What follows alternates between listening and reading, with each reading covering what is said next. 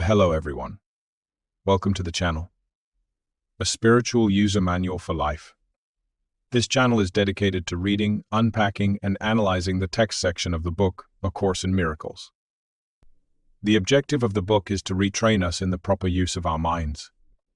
This way we become more enlightened spiritually, use our minds in a more conscious manner, enjoy greater fulfillment of our pursuits, have the tools to face whatever challenges confront us, be able to resolve problems whenever they appear, regardless of the form they take. It provides in-depth knowledge on the workings of the mind, our thoughts, beliefs, emotions, and will. How they all come together to create our reality, individually and collectively. The sparkly version of the book is used to distinguish between the text and my commentary. The word text will precede the text. The word comments will precede the commentary. Knowledge is also drawn from the Seth books of Jane Roberts. If this is of interest to you, this is the channel for you. This video is for the section in Chapter 2, The Correction for Lack of Love. This is Part C. It provides further insights to the mechanics of the mind. The focus shifts from fear to mastery of love. This shift started in the earlier part of this section. It was covered in the Part B video. A viewing of it would be helpful. In this video, the last of this section, we get a deeper understanding of how correcting for the lack of love sets us on the path to mastering love. Let's begin. Text. Two concepts which cannot coexist are nothing and everything. To whatever extent one is believed in, the other has been denied. In the conflict, fear is really nothing, and love is everything. This is because whenever light enters darkness, the darkness is abolished. What man believes is true for him. In this sense, the separation has occurred, and to deny this is merely to misuse denial. However, to concentrate on error is merely a further misuse of defenses. The true corrective procedure is to recognize error temporarily, but only as an indication that immediate correction is mandatory. This establishes a state of mind in which the atonement can be accepted without delay. Comments. Continuing our dive into the mechanics of the mind, the ability to believe is one of its attributes. It allows us to transform a thought or idea into something we accept as true, place faith and confidence in, use as the basis for making decisions, take actions based on those decisions. Whether those thoughts or ideas are based on facts or truth is irrelevant. The deciding factor is the individual's willingness to accept them as true, which elevates them to a belief. We have many of them. Most we are not aware of. They are considered hidden or invisible beliefs. The ones we need to be concerned about are those, when acted on, lead to disastrous effects and fear. For example, all men are not created equal, a belief few will admit to having. However, decisions based on it have disastrous effects and evoke a lot of fear. They are evident throughout the world, which tells us it is held by many. Those who hold this belief do not see it as such. They see it as a fact, the way things are or should be. We have a responsibility to correct such beliefs whenever we encounter them with truth, the truth of creation. This is why we must pay attention to the thoughts and ideas that flow through our minds. Text. It should be emphasized, however, that ultimately there is no compromise possible between everything and nothing. Time is essentially a device by which all compromise in this respect can be given up. It seems to be abolished by degrees because time itself involves a concept of intervals which do not really exist. The faulty use of creation made this necessary as a corrective device. And God so loved the world, that he gave his only begotten Son, that whosoever believeth on him shall not perish, but have eternal life, needs only one slight correction to be entirely meaningful in this context. It should read, he gave it to his only begotten Son.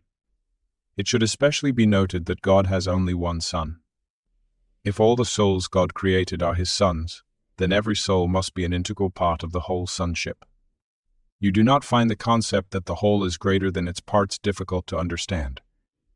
You should therefore not have too much trouble in understanding this. The sonship in its oneness does transcend the sum of its parts. However, this is obscured as long as any of its parts are missing. That is why the conflict cannot ultimately be resolved until all the parts of the sonship have returned. Only then can the meaning of wholeness, in the true sense, be fully understood. Comments. Here's a truth of creation some will have difficulty with. God, out of love, created us. At creation, we were given all of God's attributes. God then created a world and gave it to us, where we learn to use these attributes and the laws that govern them. The more we learn of them, the better we are able to use them. To do the same as God, and possibly more. Keep it going. A world without end. Simple. Sounds like a plan. What is required of us? Learn these attributes and their rules as best we can.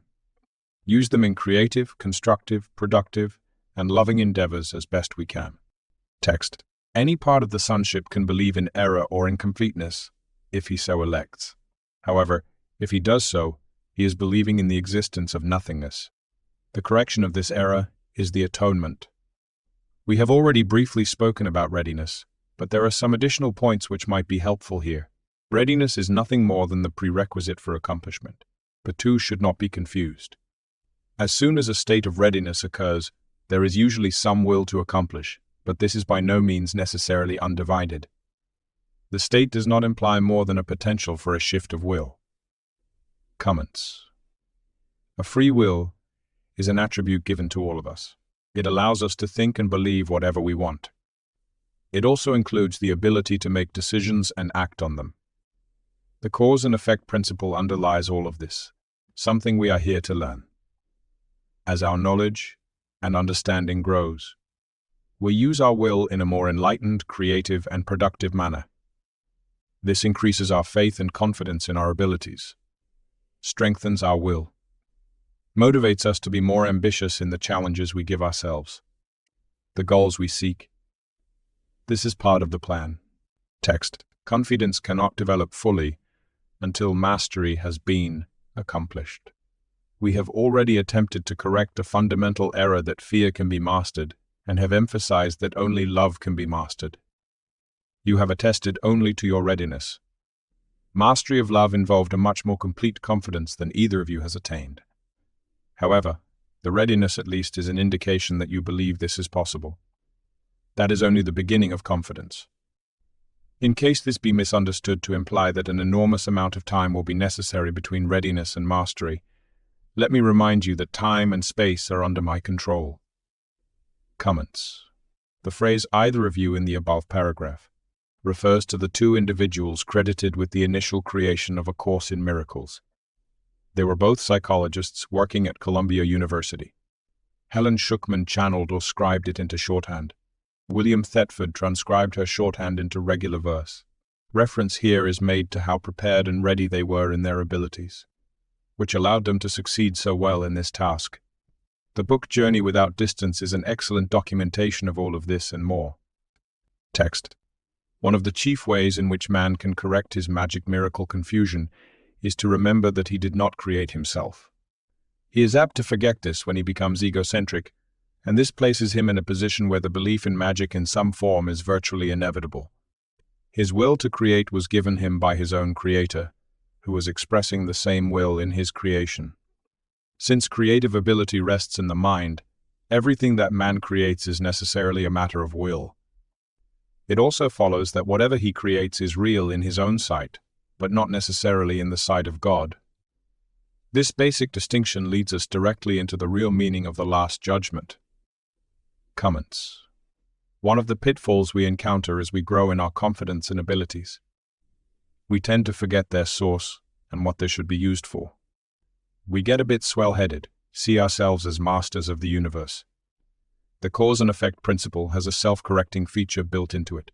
However, it usually takes a while before we correctly interpret the effects. This only results in growing their magnitude.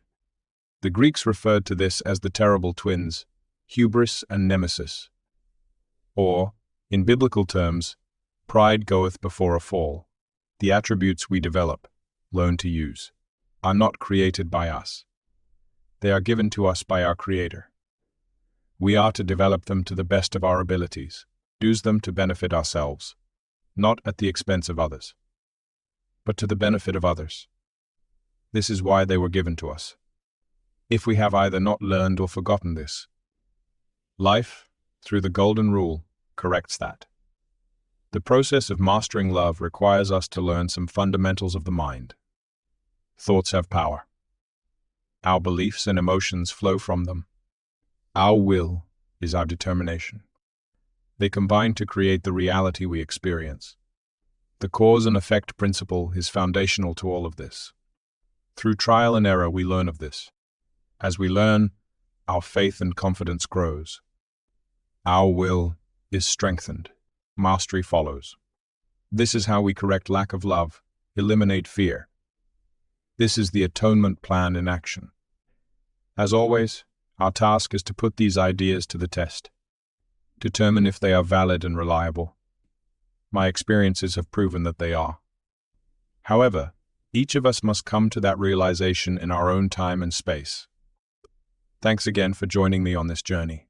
If you've gotten any value from this video, please like, share, and subscribe.